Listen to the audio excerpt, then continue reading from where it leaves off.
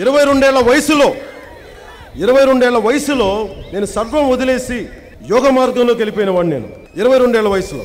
కానీ మా అన్నయ్య ఒక మాట అన్నాడు, నీకు చిరంజీవి లాంటి అన్నయ్య ఉన్నాడు కాబట్టి నువ్వు ఎన్ని కథలైనా చెప్తావంటే నాకు అనిపించింది, అన్నయ్య నువ్వు చేసింది, నువ్వు అన్నది నువ్వు నన్ను అర్థం చేసుకోలేదు. నేను ఒక రోజున నేను ఇదే వ్యక్తిని చెప్పి ఇంత పేర్లు సంపాదించి ఇన్ని కోట్లు సంపాదించి పోగొట్టుకోవడానికి అన్నీ ఉండి కూడా ఆ రోజు చెప్తే ఇదే మాట నమ్ముతావా అని అన్నాను. నాకు అనిపించింది.